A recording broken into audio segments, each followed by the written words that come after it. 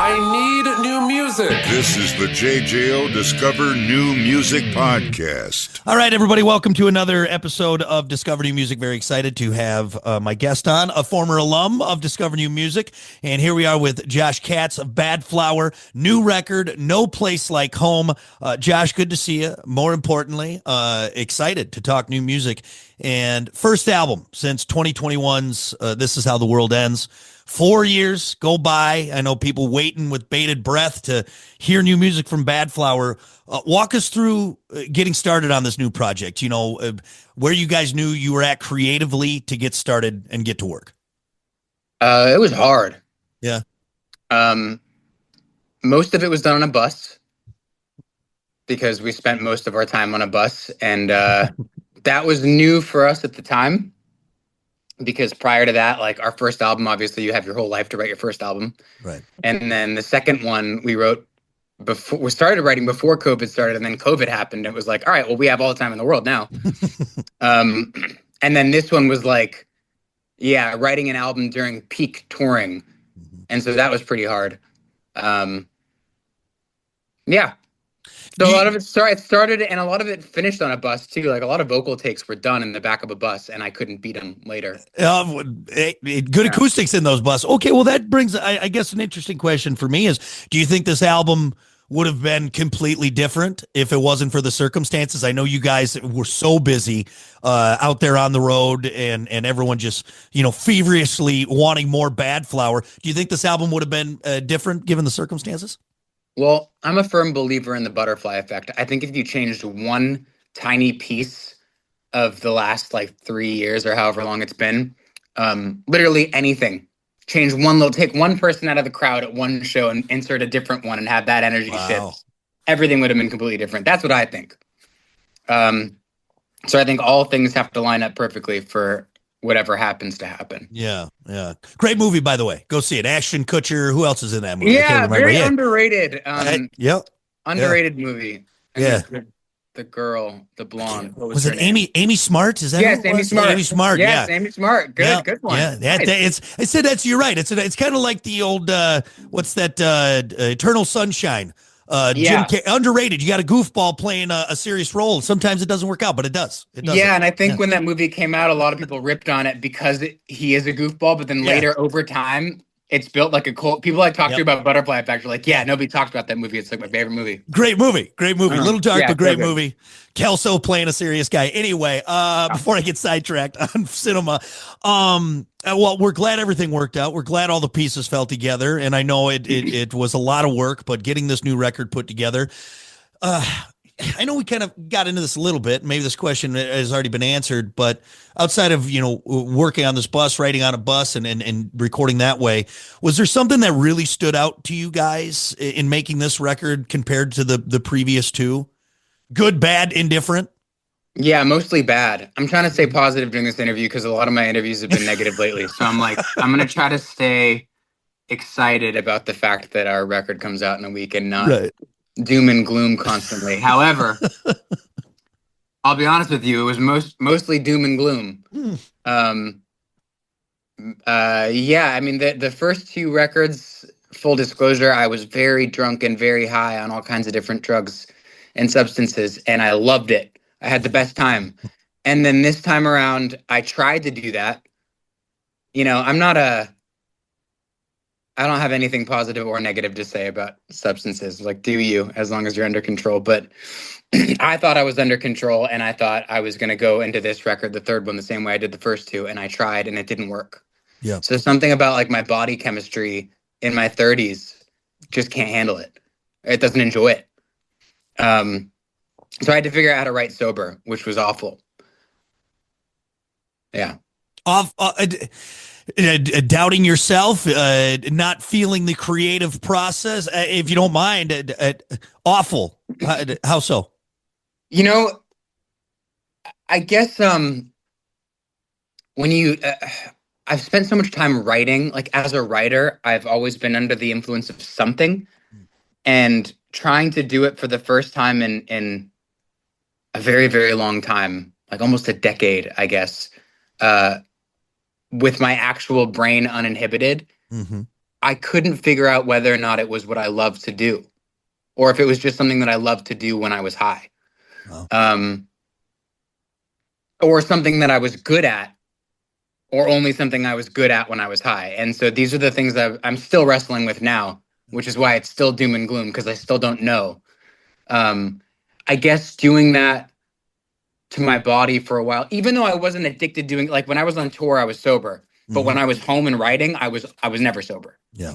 And so even though I didn't have like the full on addiction where I couldn't stop, I could easily stop for long periods of time. Yeah. I think what it did to my brain from like a psychological perspective was really unhealthy. And so now I'm trying to build back my confidence as an artist without the help of this stuff. I'm to be honest with you, I'm failing so far. I haven't figured it out yet. I think I will. Um, but I think there's going to be some really dark periods, and I think I'm in one now. Well, I hope, and I know I'm speaking for pretty much everyone, and maybe we can put your mind at ease, or at least give you a little more confidence, because I know that's an uphill battle that only you can fight. But from the attention, the positive reviews, people clamoring to hear it, the new record dropping on the 20th, I think you got to stop being so hard on yourself. And I'm excited to see what is going to come from this and this new journey for you. For what it's worth, Josh. For what it's Yeah. worth.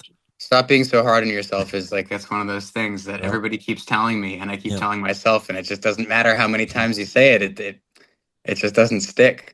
Your own biggest critic, and I think anyone on a creative side putting themselves out there, and I know I'm just a lowly radio DJ, but you kind of struggle with that creative side of things because you're very vulnerable. You're very vulnerable. You're doing something you're passionate about, and I think it takes an extra toll on you emotionally, physically, because it's a part of you. At least for me. At least for me. If someone tells me I'm not funny, it ruins my weekend. And Yeah. but man, I tell you what, we wouldn't be here on our third album if there wasn't something special there. So I'll leave you with that little part, building from I that. appreciate that. Yeah, Thank man. you. Yeah.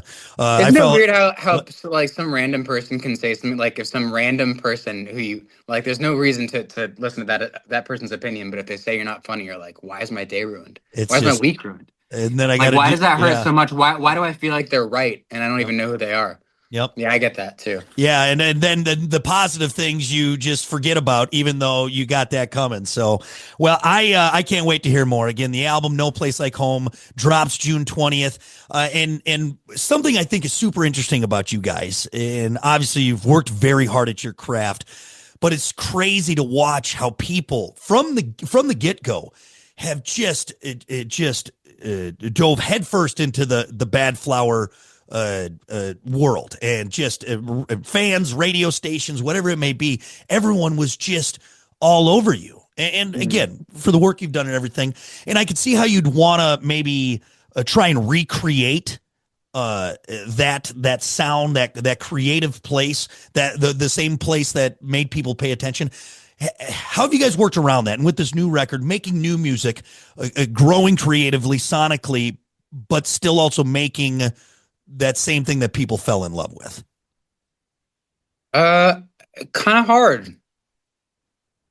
Yeah, it's kind of hard because another thing that I think a lot of people don't realize about artists and bands, the genre that they are successful with isn't necessarily exactly what they feel they are all the time. Right. When I was starting out early on, it was me and Joey, my guitarist in the beginning. We tried all kinds of different sounds and styles, like all kinds of stuff. We were like, oh, we're gonna be like the Beatles. We're gonna be kind of quirky, and I'm gonna play the piano. And he's like, we did all kinds of weird stuff. And then, we wrote one rock song that happened to catch on just a little bit, just enough that we were like, oh, okay, so like the angsty thing kind of works for us. Yeah. But I don't know. I think it's maybe so many different styles of music I love and we all love. It's hard to just pick one. And honestly, we don't. If you listen to our albums, we don't really just pick one. Mm-hmm. It's most of the time like the radio singles are the ones that sound the most like the thing that people like, I guess. Mm-hmm. However, we put out Detroit first from this album, and that was like the poppiest thing we had ever done. So that was new. But yeah, I guess it's kind of hard. Sometimes I have that thought in my head, like, oh, I need another Ghost. Like if we don't have another Ghost, our band isn't going to be successful. But then I Yeah. try to write that song, and I'm like, well, I don't feel the way I did then, and so this song is garbage. Like I can't just write that song. I can't fake those emotions. Right. Right. Um, in fact, I can't write a song at all if I don't have something I need to say or I feel like is deserving of being out in the world as some kind of like art piece referencing this feeling. Yeah. So that's another reason why our albums take so long, is because I can't just do it, Yeah. you know? Yeah. You're not just regurgitating old stuff and really finding that inspiration in there, which I think is why what has come out has been so powerful. And when people latch onto Badflower, it's not just because, I mean, you can have your bubblegum rock, you can do all that, the cock rock, if you will, and it has its place, but that true, emotional attachment, I think, is what really comes forward with Badflower. And I think why people just are head over heels with it. You got a favorite track on the record, and maybe one that speaks to you more than the others? Yeah. What's the point? Okay. Yeah. What's You the like, point? It's the two, I guess they're not the two slowest, but what's the point in Butterfly at the end are the two that like mean the most to me. I could have an album of just those two songs. that's a pretty powerful statement there. Yeah. Any elaborate, or is that for you? Is that just for Josh? No, I mean I think Butterfly is just for me. I Yeah. actually listened to it again recently, and I'm like, I don't know if anybody's gonna really enjoy this song um in the way that I needed to write it, I guess. Yeah. Like I don't know if anybody's gonna like be in some mood and go, I'm gonna put this song on. I just don't know if it's I think I do that a lot. I'm realizing with a lot of our songs. I don't always write stuff that people are just gonna go, oh, I want to listen to this thing. Yeah. I guess I write more selfishly, where I'm like, I need people to hear this thing that I did. Yeah. I need people to understand me by listening to this thing, and that's not good for business at all. But I don't really care, I guess. I mean, it's working. It's working. And I think there's something that stands out with that, and a lot of bands I've talked to, especially the ones that are, 10 albums in, and they almost have this new, I don't know, this new excitement, this new exuberance about this career that they've picked, because like, well, we wrote this album for ourselves. We Mm. stopped worrying about, we got to please the producer. We got to please the record reps. They wrote for themselves. And sometimes I think it takes bands a lot longer because you're playing the game. You want to, and it's understandable. So I really enjoy that answer about those two tracks. Well, I have just two more questions, and we're going to do rapid fire as we talk about No Place Like Home.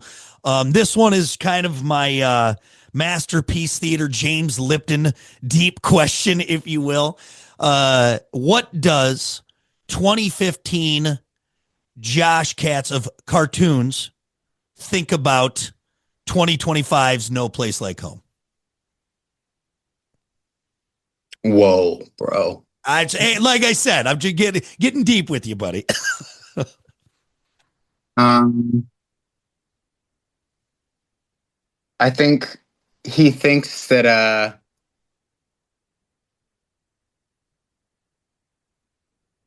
it's very cool what I've been able to accomplish. I don't even know if he likes this album, because that guy hasn't lived through the experiences that I've lived through to really get it. And I think he thinks I'm an idiot. I do actually. I think he thinks that I'm going through something really stupid and I Yeah, need to cut it out and stop with the doom and gloom. I think about this a lot. That's why I said whoa, because in your head. I got you. well, yeah, in my head through all this chaos that's happening in here, I just keep I'm wrestling with the idea that I don't want to do this anymore. Hmm. That's like the main thing. I keep wrestling with it. Like, is this even me? Is this even who I am? Is this what I love? And then I think about my younger self going, you idiot. Like, you worked so hard and you won the lottery. Yeah. Like, nobody gets this. Nobody gets this far. Nobody has this life. And you're like considering not doing it anymore. What an idiot. But again, like, that younger version of myself hasn't lived this many years of doing it successfully to know, I guess, what it's done to my brain. Yeah. Which is not all, it's not positive. It's not normal. It's not like this isn't a normal thing for humans, especially with the internet. Mm-hmm. Like to be, I think having fans isn't normal. Like if you think about the popular kid in school, right? That kid's always an asshole because it goes to his head. Yeah, Like he's always like he's always a hothead. He's always cocky. He's always like a narcissist. Always. Mm-hmm. And chicken to the egg. I don't know. Like, was he popular because he was that way, or did he become popular and then get that way? But either way, he has a little bit more attention than the other kids, and he becomes a hothead. Mm-hmm. When you have the attention of a ton of people, and you go out on stage and there's thousands of people who love you, that's not normal. And I think there's a reason why so many famous people go crazy.